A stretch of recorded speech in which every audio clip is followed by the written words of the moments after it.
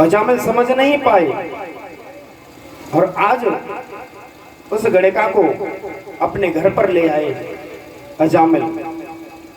अब तो पंडित जी थे, अब पंडित कार्य भूल गए, दुर्व्यवहार करने लगे, दुर्व्यवहारों में पड़ गए।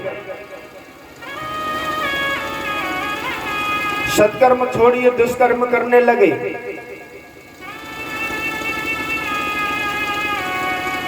एक दिन की बात है,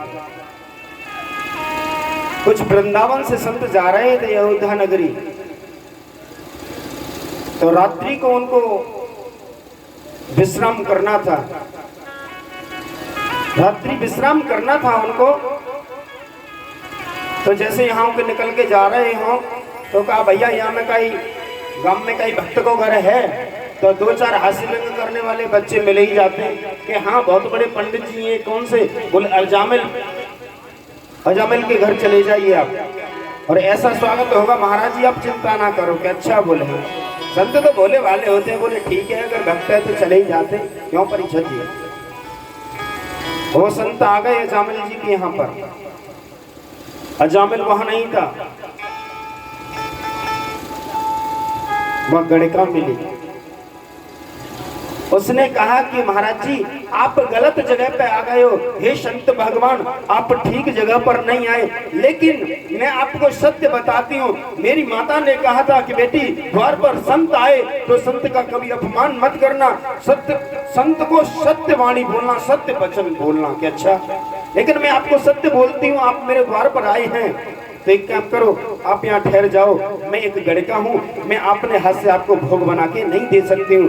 इतना कर सकती हूँ कि आप रात्रि विश्राम करना है तो इस वृक्ष के सामने आप रात्रि विश्राम करो और सूखी सामग्री मैं आपको दे देती हूँ और भोग बनाओ, प्रसाद पाओ और आराम से प्रसाद पाओ, लड्डू गोपाल जी का भोग लगाओ। बोले ठीक है बेटी, आप सूखी सामग्री दे दो हमें। सूखी सामग्री ले ली उन संतों ने और भोग बनाया और प्रसाद पाया, आराम से विश्राम करने लगे। लेकिन अर्ध रात्रि पर वही अजामिल आया और अजामिल ने आकर के कहा, देवी मेरे दरवाजे पर संत कैसे आ गए, भगाओ इनको यहां से। हा हा हा, जब ऐसे शब्द सुने तो गड़िका ने कहा, अरे साधु संत आए हैं, तुम्हें क्या करना, तुम चुप रहिए, यहाँ ठहर जाइए, कोई बात नहीं, सुबह चले जाएंगे, अब आए हैं तो। बोले ठीक है, कोई बात नहीं। सुबह हुआ, संत जाने लगे। अजामिल बेटा हम जा रहे हैं,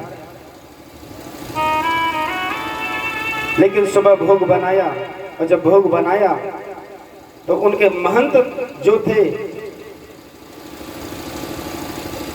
वो आंखों में आंसू लेकर के रुदन करने लगे। सब शिष्यों ने कहा कि गुरुजी आप ऐसा क्यों कर रहे हो, क्या कारण है? कि बेटा तुम्हें नहीं पता, ये अजामिल का हमने अन्न खाया है और जिसका हम अन्न खा लेते हैं और उसका हमें कुछ न कुछ तो भला करना पड़ता है, उसका कल्याण करना पड़ता है। ये दुराचारी है, पापी है, इसका अन्न तो हमने खा लिया, लेकिन इसको सद्बुद्धि भी देना हमारा ही कर्तव्य है। अच्छा बोले हाँ, एक काम करें बेटा अजामिल, हम तो जा रहे हैं, हमने तेरा अन्न खाया है, लेकिन अन्न तो खाया, लेकिन एक हमको अब दक्षिणा दे दे। अरे बाबा क्या कहते हो, दक्षिणा मांगते हो? बोले हाँ। ये कम है तुम्हारा, मैंने सोटा लंगोटा ये नहीं छोड़ाया, कमंडल भूतों से ही पूत मांगते हो, चले जाओ यहाँ से। संतों ने कहा, अजामिल बेटा हमको रुपया दक्षिणा नहीं चाहिए, हमको एक वचन दे दे। तो गड़िका ने कहा, तो क्या बात हो गई, अब बोल दीजिए कि हाँ दे देंगे। तब कहा कि हाँ कहिए क्या मांगते। बेटा हमने तेरा अन्न खाया है, अरे ध्यान देना सज्जनों, इस बात का ध्यान भी देना, तुम्हारे घर पर साधु आए, संत आए, ब्राह्मण आए, कोई अतिथि आए, उनको आप भोजन कराते हो तो भोजन के बाद में उनको दक्षिणा अवश्य देनी चाहिए, क्योंकि बिना दक्षिणा के भोग मान्य नहीं होता है। भगवान के दरबार में जाओ, मित्र के यहाँ जाओ, साधु संत के यहाँ जाओ तो कभी खाली हाथ नहीं जाना चाहिए, कुछ न कुछ भेंट लेकर अवश्य जाना चाहिए।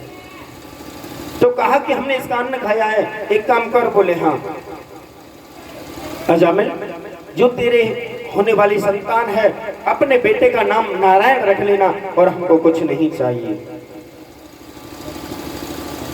बोले ठीक है, ये कौन सी बड़ी बात है, हमारे संतान होगी तो उसका नाम हम नारायण रख लेंगे, कोई बड़ी बात नहीं। अच्छा बोले ठीक है। साधु संत चले गए और कहा कि अपने बेटे का नाम नारायण रख लेना। और आज ऐसा ही हुआ, समय बीता, अजामिल के घर पर संतान हुई तो अपने बेटे का नाम जो रखा गया वो क्या रखा गया, नारायण नाम रख लिया। अब तो सुबह शाम दोपहर जब भी आता जाता है तो बेटा नारायण ये कर लो, बेटा नारायण भोजन कर लो, बेटा नारायण इधर आओ। अब किसका नाम ले रहा है वो बताना आप, अपने बेटा का ही तो नाम ले रहा है नारायण। किसका प्रसाद